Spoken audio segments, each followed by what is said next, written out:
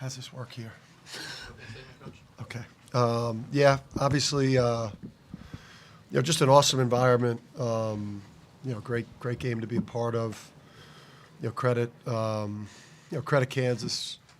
They made all the plays late. Got that 5-point lead in the second half. Really started to find a rhythm. Credit McCullough. That corner three. Rainbow was a heck of a dagger shot. Wish we would have played better, but credit their team for that. Credit the environment. It really knocked us on our heels. We don't go to many places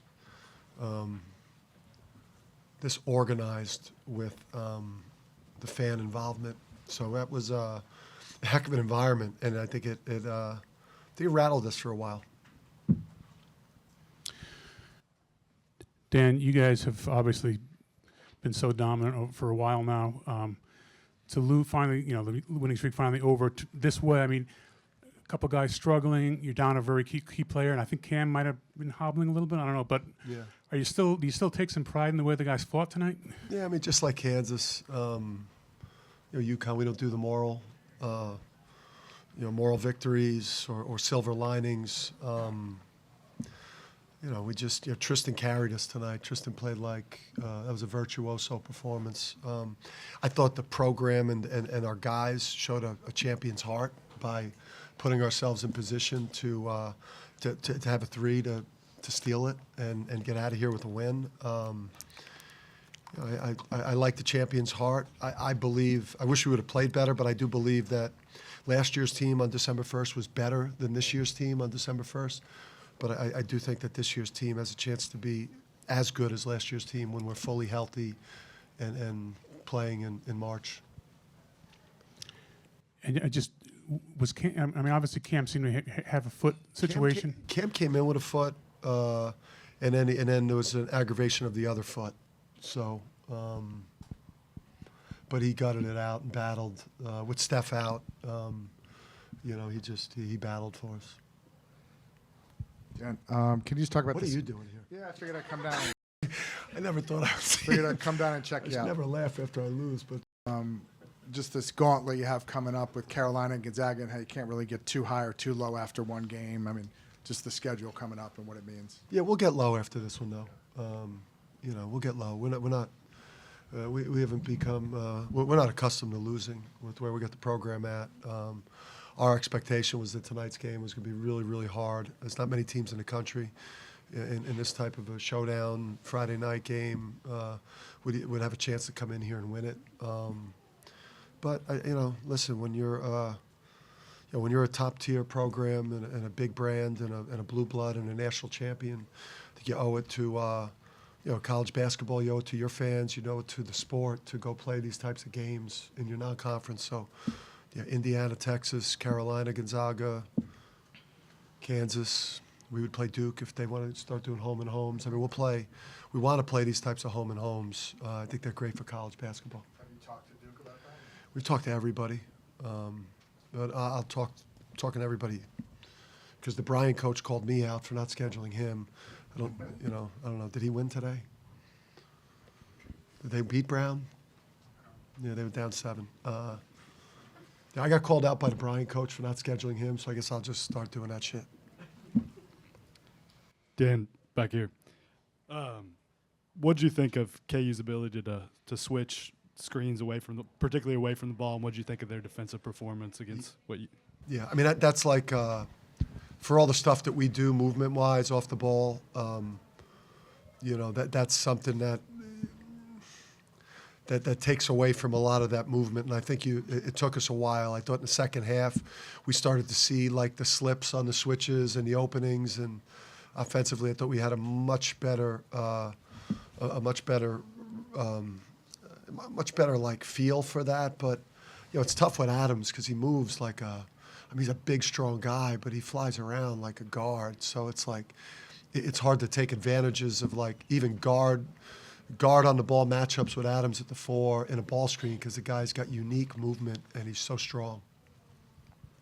Dan, just looking at the big man matchup between Dickinson and Klingon, What did you kind of think about that, and how did Dickinson kind of pose some challenges? Yeah, I was really nervous about the matchup because Hunter is such a technician there, and Donovan's still a in terms of like a back to the basket player. I think he probably learned a lot tonight from that matchup in terms of how Hunter posted up, and he probably learned a lot from that matchup tonight. We've got to get Donovan the ball more. But I think this was a really, really good learning experience, especially going into a matchup with Baycott on Tuesday. Dan, how did you adjust defensively after they got out to that initial, big lead? Yeah, listen, I think we had a couple of, transition things, some live ball turnovers. I thought, we wanted to come into the game. They've been shooting bad. They've struggled shooting. McCullough was the one guy that we were really worried about, and Furphy. So really the plan was just to go under everything with them. But we were so soft on the ball. We pressed into the ball better and then got under screens later. But I think, we might have screwed our guys up tonight by being a little bit too soft. They threw it wherever they wanted. They played too tight to the three-point line. So I don't think that we did a very good job of that as coaches. And I think we had a lot to do with the slow start. Tristen, it's been so long since you guys lost the game. What was the feeling in the locker room afterwards? Is it almost shock, or is it? I mean, you come into every game trying to win a game. It's been long, so, obviously we didn't feel good. It was just we went in there, talked about it, and, it just wasn't a good feeling. And with Alex and Cam kind of struggling tonight, did you kind of take it upon yourself to really, like Coach said, put the team on your back? No, I mean, we trust Alex and Cam. Every shot they took, we live with it, and we want them to take that shot. So, I just pick my spots and be aggressive when I can. And, coaches and my teammates have confidence in me to shoot and, be aggressive. So they gave me some looks, so I just took them when I could. Tristen, right here. You 6 threes. At what point in the game did you start to really feel it and know, that they say the hoop gets bigger and bigger as the shots go in? I have a lot of confidence. So, after the first one went in, I had a lot of confidence. But, Donovan, he was doing a good job setting the screens, and Cam and whoever drove was finding me on the spaceway. So, all credit to them, and yeah. Tristen, can you follow up on Coach Hurley's comments just on KJ Adams and what the matchup is there for your whole team? Yeah, like you said, he moves like a guard. He moves better than most guards, honestly, and he's very strong. So it's hard to drive him.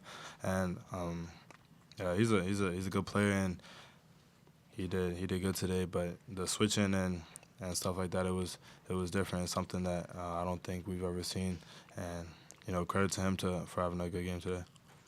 Tristen, you mentioned coming into this game how much you love road games, but how much did the crowd really affect you guys on the court? And you personally, how were you able to shut that kind of off and go off like you did? Well, we've been in national championship games, so I feel like no crowd can really faze us.